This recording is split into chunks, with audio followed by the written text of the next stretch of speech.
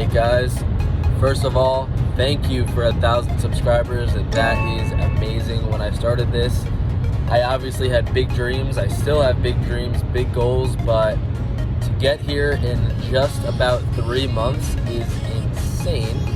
So thank you guys for all the support. Because of that, today I wanted to do a pretty big video. I'm driving out to Borgata in Atlantic City. It is 4 p.m. Yeah, I am going to play about an 8, 9, maybe 10 hour session. 2-5, buying in for 1,000.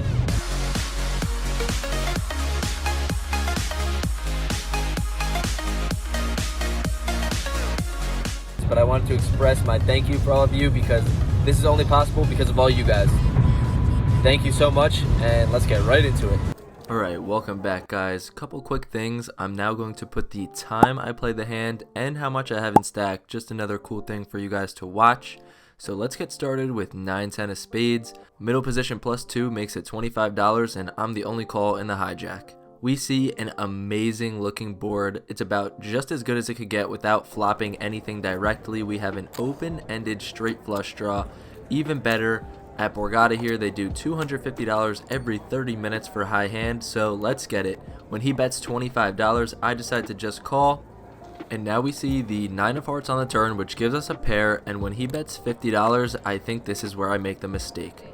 I should be raising this up to about $200, $225 to maximize our fold equity, but it gets a little bit in my head that I could also get $250 for a high hand, so I decide to call the $50. I'm curious if you guys have ever made any mistakes trying to go for a high hand. I feel like it's pretty common. We see a brick 2 on the river, and when my opponent checks, you guys know I am going after this. He definitely either has a weak ace, pocket queens, pocket jack, something that's a bit scared for the check, and I decide to bet $125, and I think that's too small. I think I should polarize, go about 200, but you see he pretty much snap calls and shows ace 4 offsuit. So a little bit out of line pre-flop, and I don't really like the snap call out of him, but it's good news. We store it in the back of our mind. We want to play pots against this opponent, and spoiler alert, we do. Let's see what happens. We have learned our lesson from last vlog. We pick up jack 10 offsuit in the big blind. There's an early position raise to 30, and we fold. We are not getting ourselves into any shit early. Trying to get something going here, we raise 8-9 suited in the cutoff over 2 limps, and they both call. We see an amazing board in ace 5-6 with 2 clubs. They check to me. I see bet for half pot, and they both fold. So nothing going early, but looking to pick it up, and we will, trust me. Alright, this was the hand of the night. Stay tuned, this hand was crazy.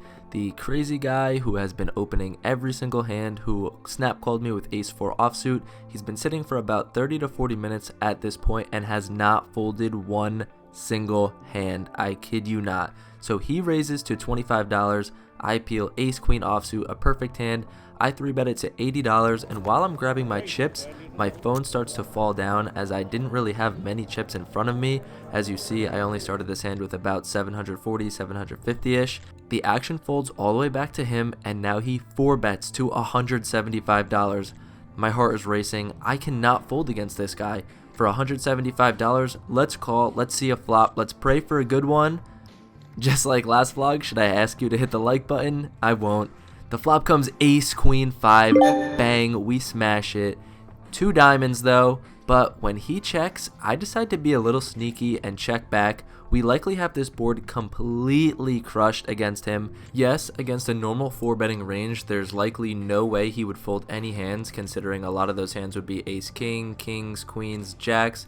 But this opponent has not been folding. I'm not putting him on a strong hand, and I don't want to let him off the hook that easy. I think he perceives me as weak. He literally could have jack 3 offsuit here and just go crazy, so I want to set the trap.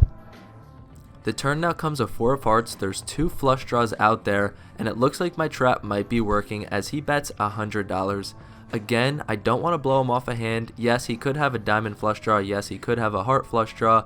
But I think more times than not, he's just going to be bluffing here, and I want to keep that in, and I think he's going to jam the river no matter if he has a really good hand or a bluff, and I just don't want to get him to fold if he has complete air and is drawing dead.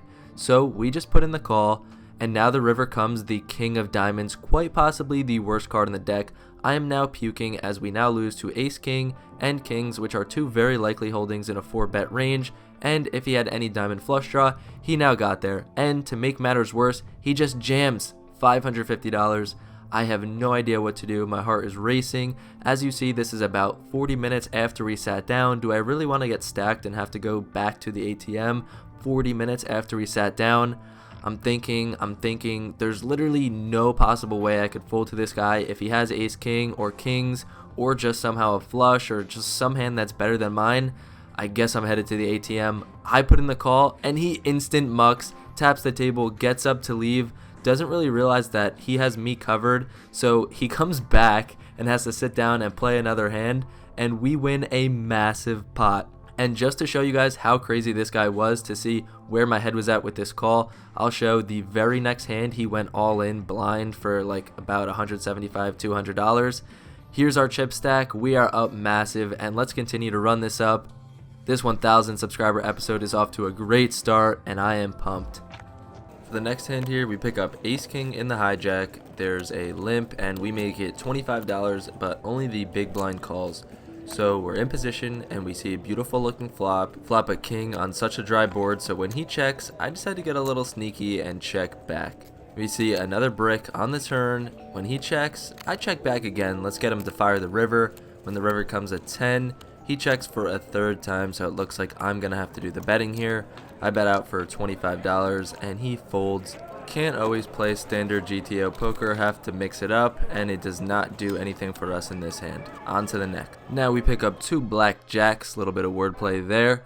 We are under the gun +1. I raise it to $25 and two people make the call, so things are looking up. Let's see a good board, and we see a pretty innocent looking board in 10-4-2 rainbow. So unlike the last hand, I now decide to c-bet for $30 and both players make the call. So things are looking up. Let's fade some outs. We don't want to see a 10, don't really want to see like an 8 or 9, anything that connects to the board. We see an offsuit 6, so a perfect card. Yes, 3-5 gets there, but can't put them on 3-5. So now I bet $60 and again both players call. So just like the last turn, we're looking to fade a 10, an 8, a 9, anything that connects to the board. And we somewhat get that in the king of diamonds. Yes, king 10 now beats us. If he somehow was just floating with king queen, ace king, that'll get there, but we can't be afraid of that. The first player checks, and I decide to check here for a couple reasons. One, mainly for pot control. I don't want to bet and then get raised off my hand either as a bluff or if my opponent does have something like king 10. So I decide to check, and it also will allow people to bluff. The last player could have been calling with some kind of straight draw. He could turn a 10 into a bluff. You never know. So he decided to bet $175. The first player folds, and I pretty much snap call this as played. There's no way I'm folding here. And our plan worked as he shows ace 10 offsuit. So not really a good bet by him. That's definitely got plenty of showdown value to just call. Not sure what he was trying to rep. He definitely wouldn't have blown me off jacks, queens, aces, anything like that. Even if I had ace 10 myself, I would for sure be calling that. But we win about $400 in this hand, and things are looking up. Let's continue to stay in the right direction. As you see, I fast forwarded the clip to see I never stopped recording. We get dealt ace queen the very next shuffle. We are under the gun and discombobulated, so I limp with plans to potentially squeeze with a 3-bet or a 4-bet. Action folds around to the small blind, who makes it $20, and as I'm still stacking my chips, I look up and the dealer is flashing around a queen. Somebody accidentally flipped up a queen, so there is one less queen in the deck. What do you do here? What do? I have no idea. I was gonna 3-bet. Obviously, this is a standard 3-bet spot, but with one less queen in the deck, I don't know what to do. So I decided to just fold, and it looks like it might have been the right decision as two players call, and the flop came 10-5-6, so we would have completely whiffed, and we would have had one less queen in the deck. Very unlikely we would have won that hand, so just a weird spot. I'm curious what you guys think and what you guys would have done. Fair warning, I go super in depth in this hand, talk a lot about skill, so listen closely. I raise it to $25 in the hijack and pick up two callers. We see a board that's pretty above average as we flop a flush. Bang. Again, the double bang this episode. I decided to c-bet for $30. Again, I don't like slow playing. You get your opponents to do crazy things if you just fast play your hands. So I bet $30, the player to my left calls, and now you see the player across the table here raise it to $105. So this is awesome. We decide to flat call, obviously not going to blow anybody off of a hand, and the next player folds, which sucks because we might have got more money out of him. I'm wondering what type of hands my opponent can have here. Obviously we don't want to see a board pair, but does he have a smaller flush? Is he drawing dead? Who knows? Let's see a clean run out and get all of his money. We get a beautiful turn. Now my opponent says, fuck it, I'm all in. And we snap call. As you see, so much in-depth strategy here. We played this so crazy. Yeah, that was a complete joke. We turn our hand over right away. No need to slow roll anyone. We did absolutely nothing for our money here. Just pretty much a cooler. You know, some opponents obviously won't get stacked here, but this was a pretty loose opponent. And we scoop in about $900, so that's awesome. Things are running smoothly here, just getting the cards to fall in our favor for our 1,000 subscriber episode. I couldn't have asked for a better start, a better session. This is awesome for you guys to watch and for me to live through. So let's keep it rolling into the next hand. This has been awesome so far. I have no time to process anything as this hand occurs 2 minutes later. I'm not kidding. When I record these videos, it records the time so I can put them on the video. I have no time to process or think. We pick up blackjacks again for like the 3rd time this session. I'm under the gun. I raise it to $25 and only one player to my left calls, and it's a brief background. He sat down and he was asking about the 5-10 list. He's on the list for 5-10, so he's waiting for a bigger game. Let's play a big one here. We see an amazing board in 9-5-4 rainbow, and just like my ace-king hand, and just like I do sometimes, I decide to check here. I like to mix it up. I don't always like to do the same exact thing every time. It's going to be hard to play against me. I know these are all different opponents that I'm playing against, but I think that's why I win a lot of my money is I'm always changing up my style of poker. So let's see how it turns out here. He now decides to bet $30, and I don't really see a point in raising here. He could definitely blast off with 8-9, 9-10, Jack-9, anything. He could have straight draws such as 6-7. Like I said, he's waiting for a bigger game, so he'll definitely be likely to put in a lot of money. And let's go off to a turn. Now the turn comes a 5 of clubs, which is a good card in case he somehow had a 2 pair such as 9-4, but this is also a very good card because he'll likely still think he's ahead with 9-10, 8-9, Jack-9, like I said, with those hands.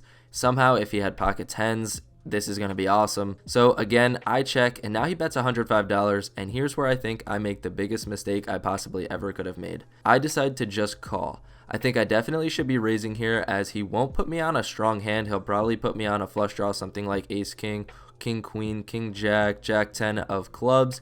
That's got a lot of equity. That's a huge combo draw. But I decided to just call. Again, I actually really don't hate it because he still could blast off with any 9s. He could just blast off with a straight draw. Who knows?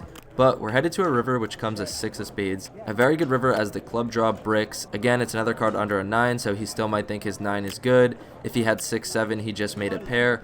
I'm thinking he's going to blast off huge here, and that was my plan. I kind of set this whole hand up for right here. I check again for the 3rd time.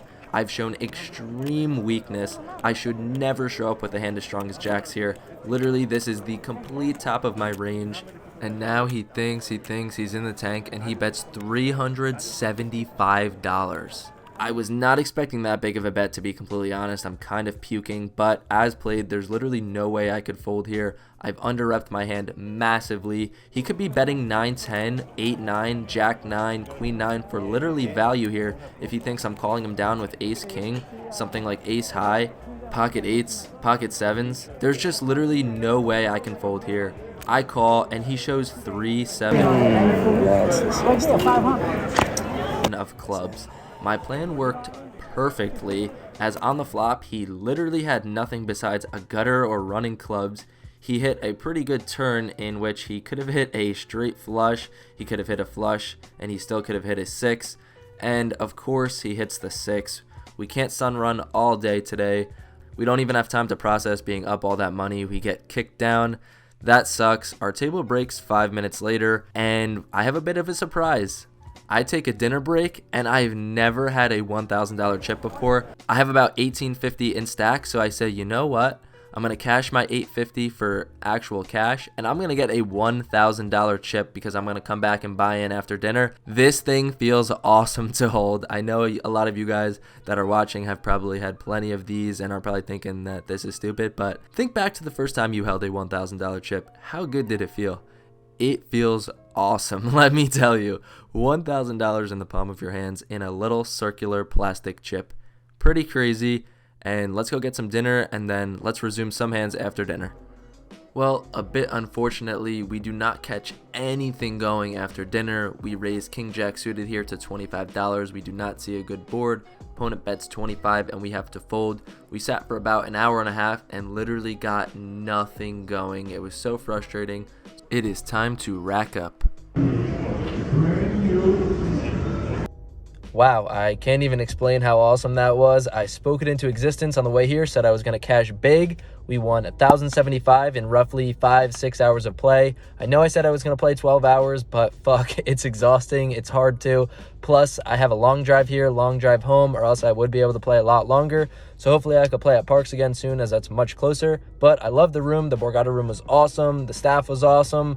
The chips were great, cards were great. We ran amazing besides jacks and to that 3-7 suited hand, but I thought I played awesome today. I really thought a lot of the things I did were great. I made a lot of good decisions. I talked through a lot of my hands on here. My editing is getting good, so I'm speaking into existence again. 5,000 subscribers very soon, then 10,000, and it's only going to keep going up and up and up from there. So thank you guys for supporting. It means the world to me. I love doing this, and I hope you guys enjoy it. And as always, have a great day. Thanks for watching.